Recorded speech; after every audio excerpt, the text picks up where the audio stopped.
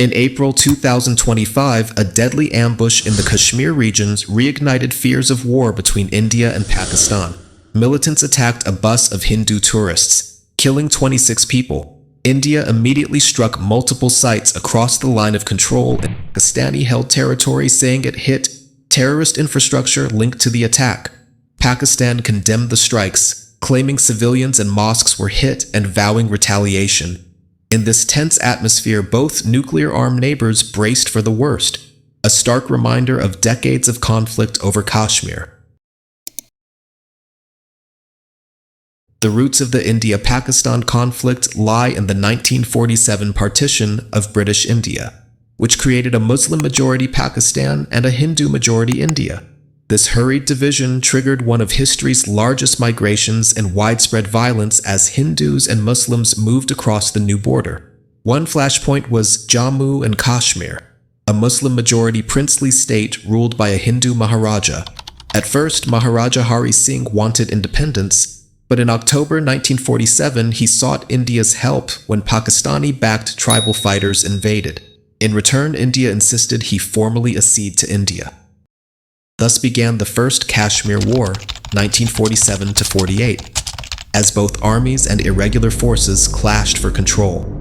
India accused Pakistan of aggression and took the case to the United Nations. The UN brokered a ceasefire in 1949, drawing a line that left Pakistan in control of roughly one-third of Kashmir and India holding the rest. No promised plebiscite was ever held, and both sides continued to claim the entire region. Tensions flared again in 1965.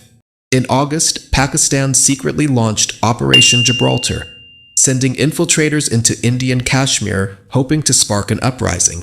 India responded forcefully by sending troops across the ceasefire line.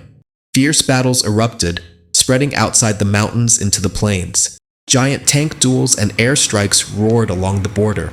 By late 1965, both sides were stalemated and weary.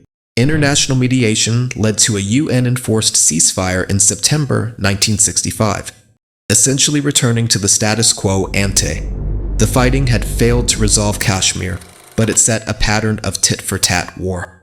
In 1971, conflict shifted away from Kashmir. East Pakistan, now Bangladesh, was in turmoil, seeking independence from West Pakistan. India intervened on behalf of Bengali forces and opened a two-front war. Fierce fighting along the eastern and western borders saw thousands of troops killed. Within weeks, Pakistan's Eastern Army surrendered. Bangladesh was created, redrawing the map of South Asia. India's role in 1971 was decisive, one of the few times Pakistan lost so much territory.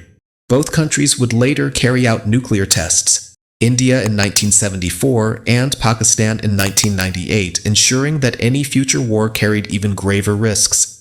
A decade after both sides went nuclear, new fighting broke out at Kargil in 1999. Pakistani forces had infiltrated high mountain posts on India's side of the line of control in Kashmir. After unusually heavy skirmishes, India launched Operation Vijay to push them back. The resulting Kargil War saw intense high-altitude combat over jagged peaks, artillery shelling and airstrikes. The international community worried a nuclear exchange might start. Eventually, India reclaimed the occupied heights and Pakistan withdrew under global pressure. Over 1,000 soldiers and several hundred militants died, but no new border line was drawn. The Kargil crisis, like previous wars, ended in stalemate, leaving Kashmir's fate untouched. In recent decades, the conflict shifted from full-scale war to terrorism, standoffs and uneasy peace talks. Militant groups like Lashkar-e-Taiba and Jaish-e-Mohammed emerged in Pakistan, attacking targets in India to wage a proxy war. In 2001, a suicide attack on India's parliament almost sparked a fourth war. In 2008-10, Pakistani militants stormed Mumbai hotels, trains, and a Jewish center, killing 166 people. India blamed Lashkar-e-Taiba. Pakistan denied state involvement. Each attack led to crisis. India sometimes struck back, as in 2016 when commandos allegedly hit suspected terror camps across the line of control after an attack on an army base. In 2019, another bombing in Kashmir killed 40 Indian soldiers. India responded with airstrikes on a Pakistani training camp at Balakot. Pakistan scrambled jets, and for the first time since 1971, fighters clashed in the air, with an Indian pilot briefly captured. They were later released to defuse the crisis. In late 2019, India took a controversial step by stripping Kashmir of its special autonomous status. Islamabad condemned the move and bilateral talks froze. Still, backchannels have opened at times. In 2021, Indian and Pakistani intelligence chiefs reportedly met in secret in Dubai to cool tensions. Both sides claimed they want peace, even as border skirmishes and cross-border firing continued.